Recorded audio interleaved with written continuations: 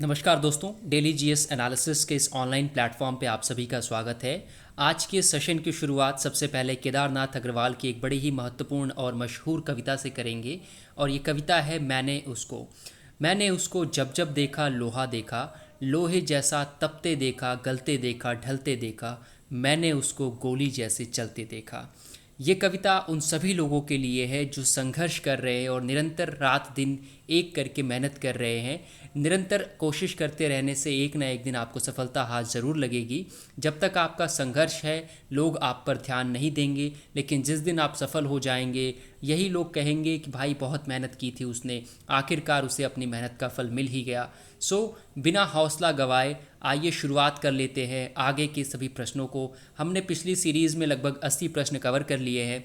आइए आगे के प्रश्नों को देख लेते हैं। 81वां प्रश्न है, नीचे दो कथन दिए गए हैं, एक को अभिकथन ए तथा दूसरे को कारण आर कहा गया है। अभिकथन ए है, 73वां संविधान संशोधन भारत के स्थानीय शासन के इतिहास में एक आधार स्तंभ के रूप में माना जाता है। और कारण आर दिया गया है कि 73वें संविधान संशोधन ने पंचायतों को अति अपेक्षित संविधान दर्जा प्रदान किया। अब नीचे दिए गए कूट में से आपको सही उत्तर का चयन करना है। पहला ऑप्शन है ए सही है परंतु आर गलत है, बी है ए तथा आर दोनों सही हैं तथा आर ए की सही व्याख्या करता है। उसके बाद तीसरा है ए गलत है परंतु आर सही है, और चौथा है कि ना तो एक सही है ना तो ही आर सही है।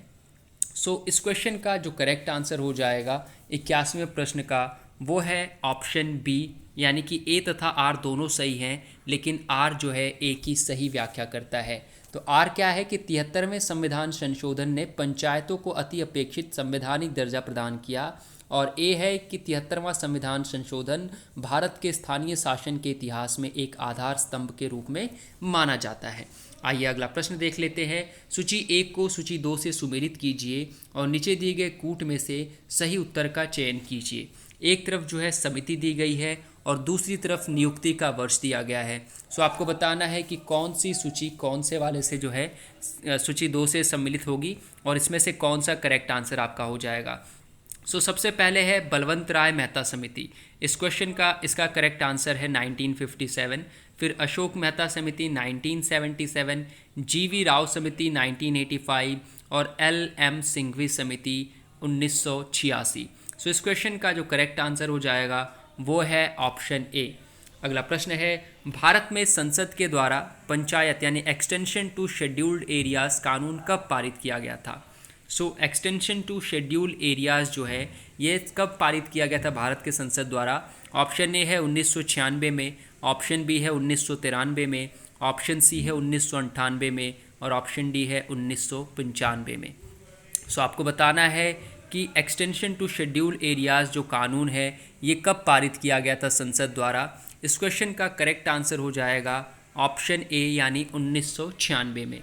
अगला प्रश्न है, निम्नलिखित में से एक सही सुमेलित नहीं है, आपको बताना है। सबसे पहले है लोकसभा और उसका चुनाव वर्ष दिया गया है। 11वीं लोकसभा क्या 1996 में हुई थी, या 7वीं 1982 में थी, या 13वीं 1999 में थी, या 9वीं 1989 में थी। आपको बताना है इनमें से कौन सा एक सही सुमेलित नहीं है। इस क्वेश्चन का जो करेक्ट आंसर हो जाएगा वो है 7वीं 1982 में नहीं हुई थी। अगला प्रश्न है, निम्नलिखित में से कौन सा संविधान के अनुच्छेद 3 के तहत संसद के कानून द्वारा संभव नहीं है। सबसे पहला है नए राज्यों का गठन, दूसरा है राज्यों में क्षेत्रों में परिवर्तन, राज्यों की सीमाओं में परिवर्तन, या राज्यों का प्रवेश, नए राज्यों का प्रवेश। इनमें से कौन सा करेक्ट आंसर हो जाएगा। आपको बताना है कि अनुच्छेद 3 के तहत संसद द्वारा कौन सा कानून संभव नहीं है। क्या नए राज्यों का गठन संसद 3 के अनुच्छेद संविधान के अनुच्छेद 3 के तहत हो सकता है जो संसद कर सकती है, या राज्यों के क्षेत्रों में परिवर्तन संसद कर सकती है अनुच्छेद 3 के तहत, या राज्यों की सीमाओं में परिवर्तन कर सकती है, या नए राज्यों का प्रवेश कर सकती है। तो इनमें से कौन सा सही नहीं है आपको बताना है। इस क्वेश्चन का जो करेक्ट आंसर रहेगा वो है ऑप्शन डी, यानी नए राज्यों का प्रवेश अनुच्छेद 3 के तहत संसद द्वारा कानून द्वारा संभव नहीं है। अगला प्रश्न है, भारतीय संविधान के कौन से अनुच्छेद नागरिकता से संबंधित हैं। ऑप्शन ए है अनुच्छेद 3 से 10, अनुच्छेद 411, अनुच्छेद 5 से 11 या अनुच्छेद 6 से 11। सो कौन से संविधान के अनुच्छेद के ज़रिए जो है नागरिकता को संबोधित किया गया है आपको बताना है। इस क्वेश्चन का जो करेक्ट आंसर रहेगा वो है अनुच्छेद 5 से 11 तक जो है नागरिकता संबंधित प्रावधान जो हैं दिए गए हैं। अगला प्रश्न है निम्नलिखित में से कौन सा एक सही सुमेलित नहीं है।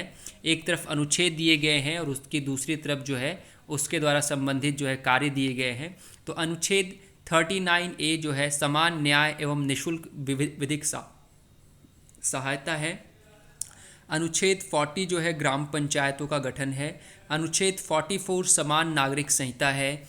या फिर अनुच्छेद 48 न्यायपालिका या का कार्यपालिका से पृथक्करण है। सो इनमें से कौन सा एक सही सुमेलित नहीं है आपको बताना है।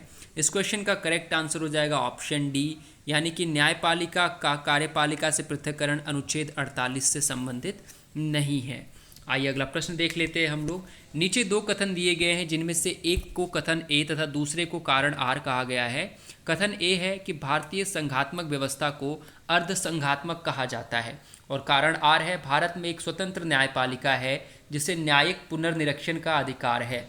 अब नीचे दिए गए कूट में से आपको सही उत्तर का चयन करना है। ऑप्शन ए है ए और आर दोनों सही हैं परंतु आर ए की सही व्याख्या करता है। ऑप्शन बी है ए और आर दोनों सही हैं परंतु आर ए की सही व्याख्या नहीं करता है। ऑप्शन सी है ए सत्य है परंतु आर गलत है। और ऑप्शन डी है ए गलत है परंतु आर सत्य है। सो आपको बताना है इनमें से कौन सा सही रहेगा। सो इस क्वेश्चन का जो करेक्ट आंसर हो जाएगा वो है ऑप्शन बी, यानी ए और आर दोनों सही हैं परंतु आर ए की सही व्याख्या नहीं करता है। अगला प्रश्न है गरीबी की संस्कृति का विचार प्रस्तुत किया गया, किसके द्वारा प्रस्तुत किया गया आपको बताना है। ऑप्शन ए है ऑस्कर लुईस द्वारा। ऑप्शन बी है गुन्नार मिर्डल द्वारा। ऑप्शन सी है आशीष बोस द्वारा। या ऑप्शन डी है अमर्त्य सेन द्वारा। सो किसके द्वारा गरीबी की संस्कृति का विचार प्रस्तुत किया गया है आपको बताना है। इस क्वेश्चन का करेक्ट आंसर हो जाएगा ऑप्शन ए, ऑस्कर लुईस द्वारा जो है यह विचार प्रस्तुत किया गया है। अगला प्रश्न है उत्तर प्रदेश बजट 2023-24 के अनुसार मुख्यमंत्री कन्या सुमंगला योजना के अंतर्गत वित्तीय वर्ष 2023-24 के लिए कितनी धनराशि आवंटित प्रस्तावित की गई है। सो पहला ऑप्शन है 1525 करोड़, दूसरा है 1050 करोड़, तीसरा है 858 करोड़ या चौथा है 958 करोड़। सो मुख्यमंत्री कन्या सुमंगला योजना के लिए वित्तीय वर्ष 2024-23-24 के लिए कितनी धनराशि का आवंटन प्रस्तावित किया गया आपको बताना है। इस क्वेश्चन का करेक्ट आंसर हो जाएगा ऑप्शन बी, 1050 करोड़। अगला प्रश्न है जीवन की भौतिक गुणवत्ता सूचकांक PQALI किसके द्वारा विकसित किया गया है। ऑप्शन ए है मॉरिस डी मॉरिस या UNDP द्वारा या महबूब उल हक द्वारा या उपरोक्त में से कोई नहीं।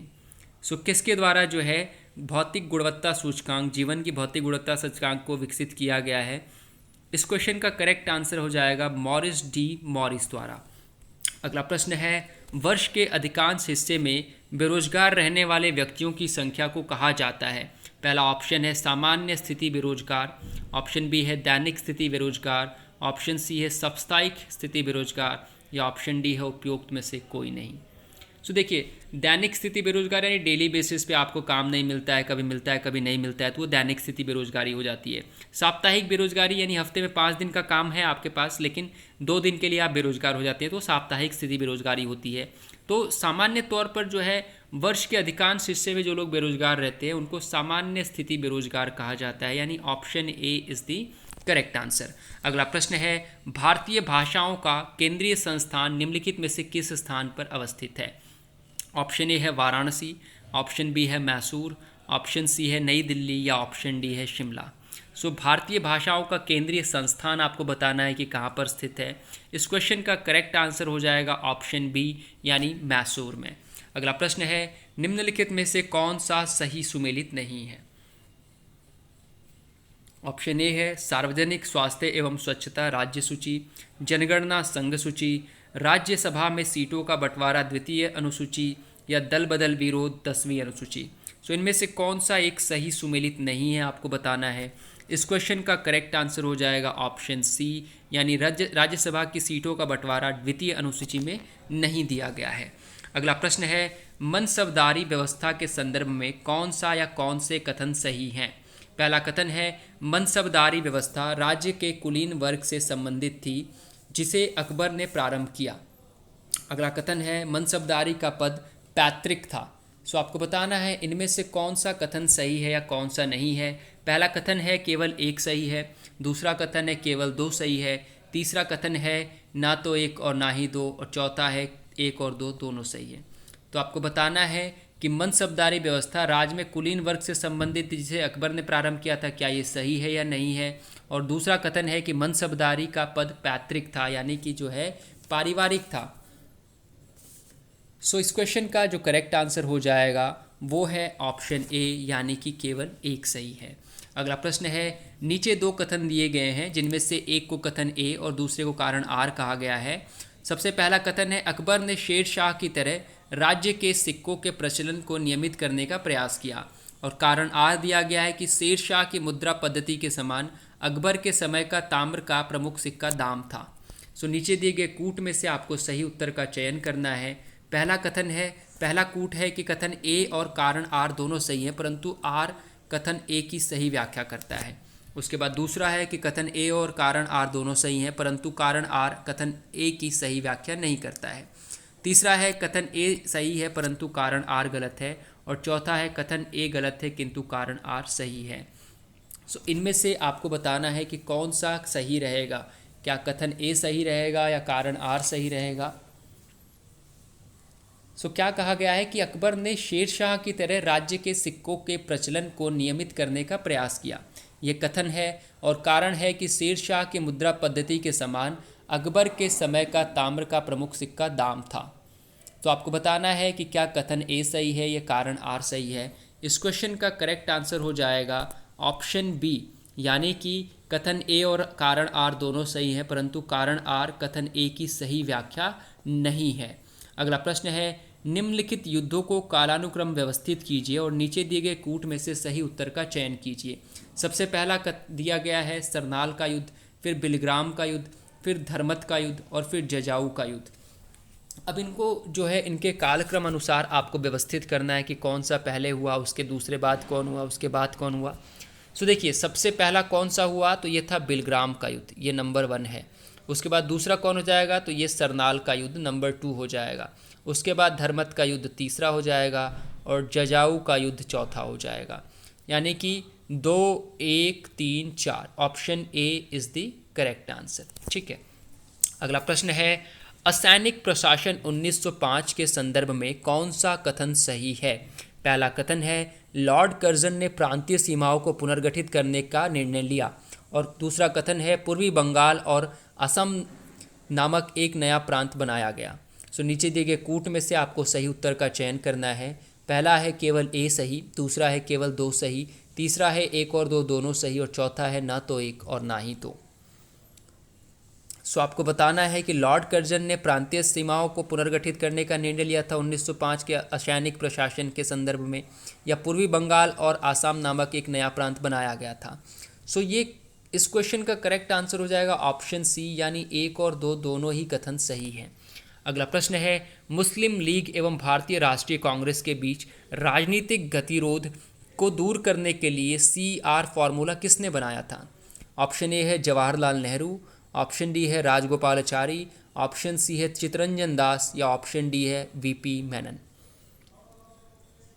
सो आपको बताना है कि CR फॉर्मूला जो है किसके द्वारा बनाया गया था। सो इस क्वेश्चन का करेक्ट आंसर हो जाएगा ऑप्शन बी, राजगोपालाचारी द्वारा।